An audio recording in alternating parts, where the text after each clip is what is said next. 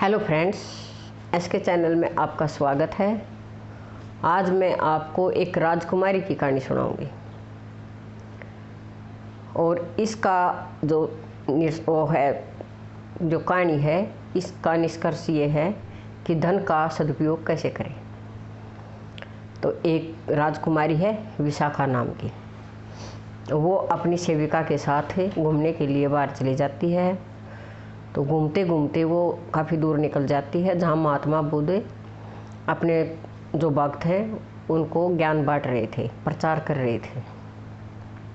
राजकुमारी को पता चलता है तो वो भी कहती है कि अपनी जो दासी है उससे कि हम भी ये महात्मा बुद्ध की वो सुनेंगे, प्रचार भाई अच्छी अच्छी बातें सुना रहे हैं, क्या सुना रहे हैं, ज्ञान। तो जो नौकरानी होती है, वो दासी होती है, वो कहती है राजकुमारी, इससे तो आपका पता चल जाएगा कि आप राजकुमारी हो। तो आपने जो ये हीरो का हार पहन रखा है, उसने एक बहुत भारी हीरो का हार पहना हुआ था, इसे उतार के और झाड़ी में छुपा देते हैं।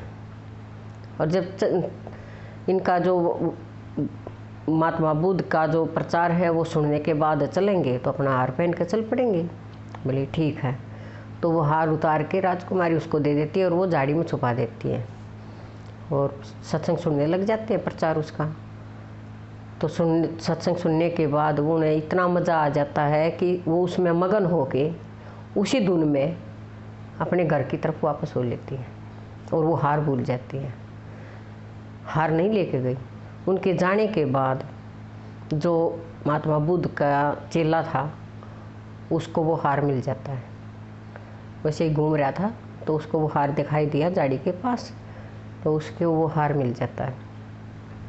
हार मिलने के बाद उसने महात्मा बुद्ध को कहा कि महाराज, मुझे एक बहुत ही महंगा भारी हार मिला है हीरो का, और ये तो किसी राजा महाराज का हो सकता है और तो किसी का हो नहीं सकता। तो महात्मा बुद्ध ने कहा कि भाई जाओ राजमहल में जाओ और ये ज़रूर राजकुमारी का होगा या और किसी का होगा, रानी का होगा किसी का। तो ये हार हमारे किस काम का, इसको वापस देखा हो।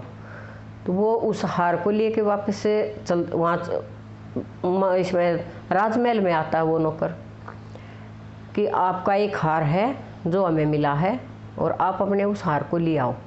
महात्मा बुद्ध के पास है वो। तो राजकुमारी कहती है कि वो हार अब मैं नहीं लूँगी। जब वो महात्मा बुद्ध के हाथों में चला गया, भगवान के शरण में चला गया,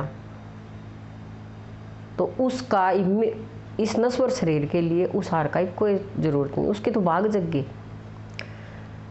एक काम करो, उस हार को बेच दो। इस नश्वर शरीर पर जो ख़त्म होने वाला है उस पर सजा कर क्या करूँगी मैं।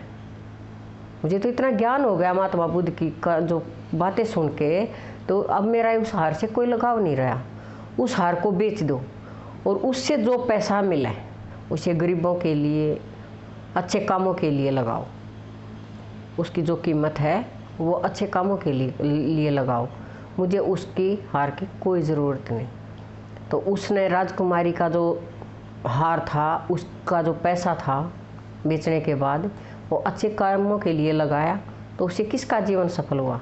राजकुमारी का भी हुआ और गरीबों का भी हुआ। जिसको दीन दुखियों के भलाई में जो लगाया गया है उनका भी जीवन सफल हुआ। तो इस कहानी का मतलब यही है कि हमें जो अपना पैसा, जो धन लगाएं, वो सदुपयोग में लगाएं, किसी गलत कार्य में ना लगाएं। धन्यवाद।